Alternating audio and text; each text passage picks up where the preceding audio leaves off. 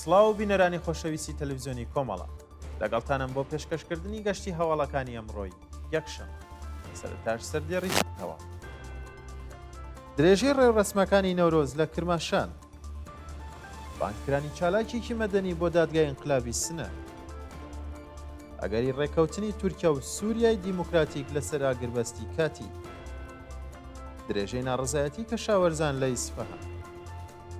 لە خوێندن دوورکەوتنەوەی 83,000 قوتابی لە خوزستان خۆپیشاندانی ئێرانیانی ئازادی خواز لە سوید و ئەڵمان و خۆپیشاندانی خوێندکارانی چەپگەرا لە تورکیا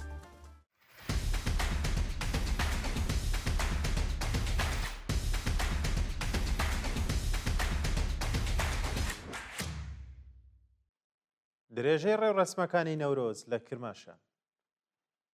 ڕۆژی شەمە نوێی خاکەلێوە ژنان و پیاوانی ئازادی خواز لە شارەکانی قەسری شیرین گێلان غەرب و کرماشان بەڕاسمی شکۆداری نەورۆزیان بەڕێوە برد و هەزاران کەس تێیدا بەشدار بوون بە پێو وێنانەی بەدەستمان گەیشتووە ژنان و پیاوانی ئازادی خوازی قەسری شیرین و گێلان غەرب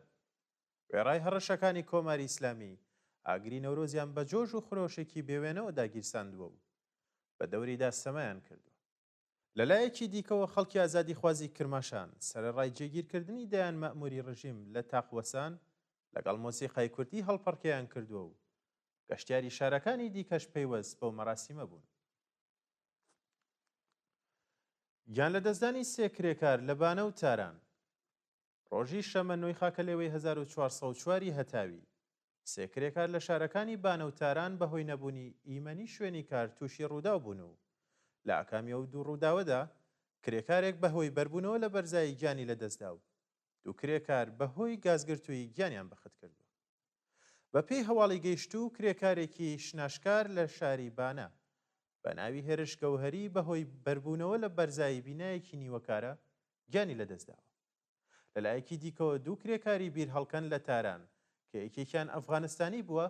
بەهۆی گازگرتووی گیانی بەخت کردووە بانکرانی چالاکێکی مەدەنی بۆ دادگای ئینقلابی سنە ڕۆژی شەمە نوێی خاکەلێوەی 1404 هەتاوی چالاکێکی مەدەنی خەڵکی سنە بە ناوی چیاکۆ قوربەیی لەلایەن لەقیەکی دادگای ئینقلابی و شارەوە بانگێش کرا بە پێی زانیاریەکان چیاکۆ قوربەیی پێشتر و لە ڕێکەوتی هەشتی ڕێبەندانی ساڵی 1403 لەلایەن ئیدارەی اطلاعاتی سنەوە دەست بەسەر بوو پاش 5 ڕۆژ لێپرسینەوە بە دانانی وەسیقە ئازاد کرابوو ڕۆژی ڕابردووە و چالاکە مەدەنیە بە هۆکارێکی نێات دیار بانگێشی دادگای ئینقلابی سنە کراوە و ئەبێ لە ڕۆژانی داهاتوودا خۆی بەو ناوەندە قەزاییە بناسێنێت ناڕۆنی چارەنووسی پژمان مرادی پاشبەندکران لەلایەن ئیطلاعاتی سوپای مەریوان وێڕای تێپەڕبوونی 36 مانگ بەسەر کاتی ڕفاندنی پژمان مرادی لەلایەن ئیطلاعاتی سوپای پاسدارانی مەریوان چارەنووسێ و شارومەندە بە ناڕوونی ماوەتەوە ڕۆژی 26 ڕەشەمەی ساڵی 1400 پژمان مرادی هاوڵاتی خەڵکی ڕەوانسەر لەلایەن ئیطلاعاتی سوپای پاسدارانەوە لە دەوروبەری سەوڵاوە دەست بەسەر و بێسەر و شوێن کرا ناوبراو لە ماوەی بەندکرانیدا لە دەستڕاگەشتن بە پارێزەر و چاوپێکەوتن لەگەڵ کەسوکاری بێبەش کراوە و بە دوواداچوونی بنەماڵەکەی تا بە ئەمڕۆ هیچ ئاکامێکی نەبووە شایانی باسە کە هەندێک لە سەرچاوەکانی هەواڵ باز لە دادگاییکردنی نهێنی پژمان لە دادگای ئینقلابی سنە دەکەن بەڵام ئەو هەواڵە لەلایەن هیچ دامەزراوێکی مافی مرۆڤەوە پشتڕاز نەکراوەتەوە ئەگەری ڕێکەوتنی تورکیا و سووریای دیموکراتیک لەسەر ئاگربەستی کاتی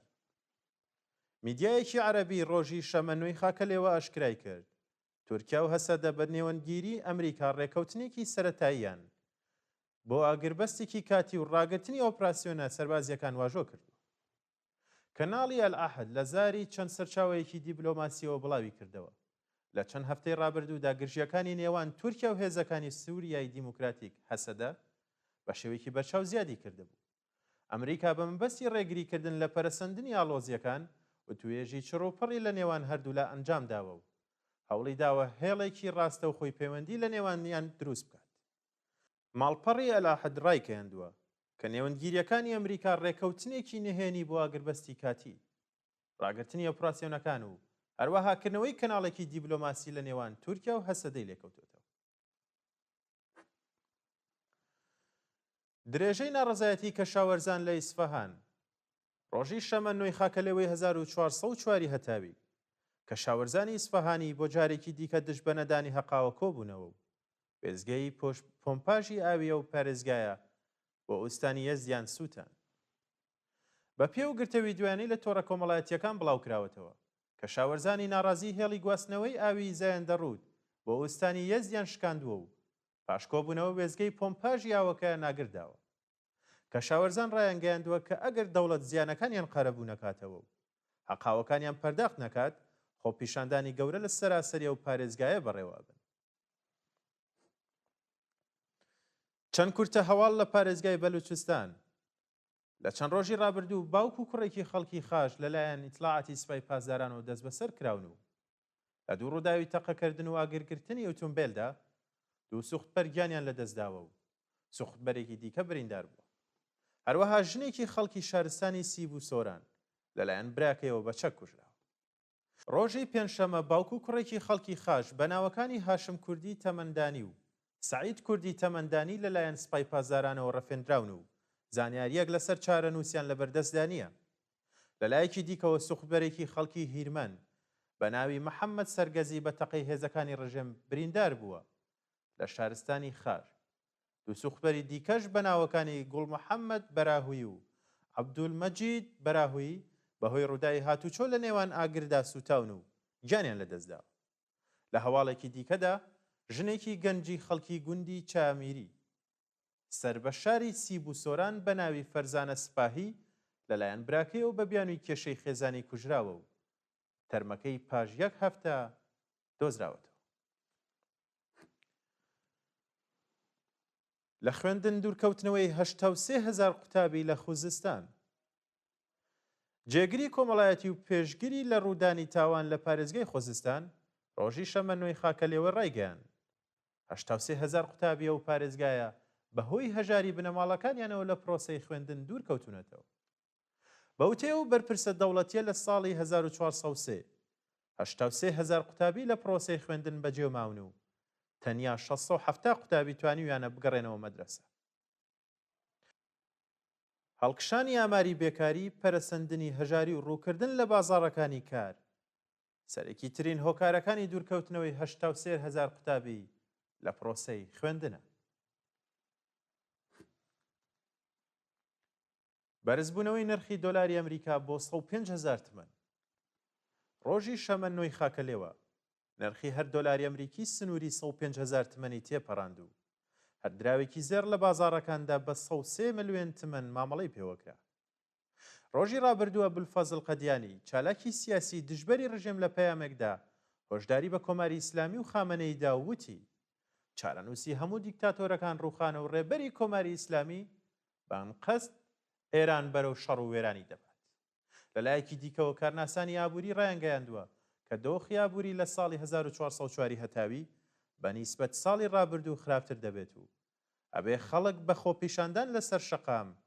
کۆتایی بەو ڕژێمە سەرکوتگەرە بهێنن. خۆپیشاندانی ئێرانیانی ئازادی خواز لە سوید و ئاڵمان ڕۆژی شەمە 9 خاکەلەوەی 1404 هەتاوی ئێرانیانی ئازادی خواز لە وڵاتەکانی سوید و ئاڵمان دژ بە کۆماری ئیسلامی خۆپیشاندانیان کرد و خوازیاری ڕاگردنی سزای سێدارە بوون. بە پێی راپۆرتەکان ئێرانیانی ئازادی خواز لە شارەکانی موینخ، فرانکفۆرت، هامبۆرگ و گۆتەنبێرگ بە بەدەستەوەگرتنی وێنەی بەندکراوانی مەحکوم بە ئێعدام دژ بە کۆماری ئیسلامی دروشمیان بەرز کردوێتەوە و خوازیاری هەڵوەشانەوەی حکمی ئەعدامی پەخشان عەزیزی، وریشە مرادی، شەریفە مەحەممەدی، پژمان سوڵتانی، بێهروز ئیحسانی ئیسلاملو، مهدی حەسەنی، مەنوچەهر فەلاح و مجاهد کورکور بوون. بەشداربووانی ئەو چالاکیە داوایان لە کۆمەڵگای جیهانی کرد بە مەبەستی ئازادی هەموو بەندکراوانی سیاسی گوشارەکانیان بۆ سەر کۆماری ئیسلامی زیاد بکەن. مانگرتنی سەراسەری کرێکارانی سەنعەتی فولاد لە ئیتاڵیا ڕۆژی شەمە 9 خاکەلێوەی 1404 هەزاران کرێکاری شاغڵ لە سەنعەتی فولادی ئیتاڵیا لە چەند شارێ وڵاتە ڕژانە سەر شەقام و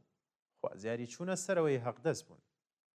کرێکارانی ناڕازی بە دەستەوەگرتنی پلاکارد و وتنەوەی دروشم خوازیاری زیادکردنی هەقدەست بە پێڕێژەی هەڵاوسان،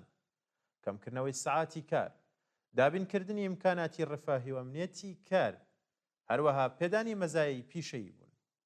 شایانی باسە کە کارگەرانی سەنعەتی فولادی ئیتالیا هۆشداریان بە دەوڵەت داوە کە ئەگەر داخوازیەکانیان جێبەجێ نەکرێت درێژە بەمانگرتن و چالاکیەکانیان دەدەن.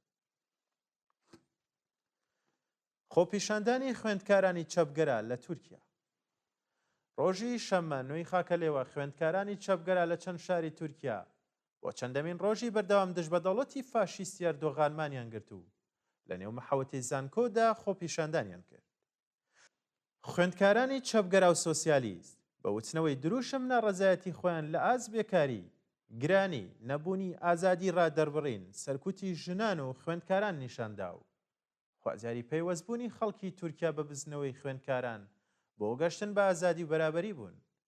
هاوکات ڕۆژی ڕابردوو سەدان هەزار لایەنگری حیزبی کۆماری خوازی گەل لە شاری ئیستانبوڵ کۆبوونەوە و ڕایانگەیان تا ئەو کاتە یەکرەم ئیمامۆغڵو و هەموو دەست بە سەرکراوان ئازاد دەکرێن درێژە بە خۆپیشاندانادن.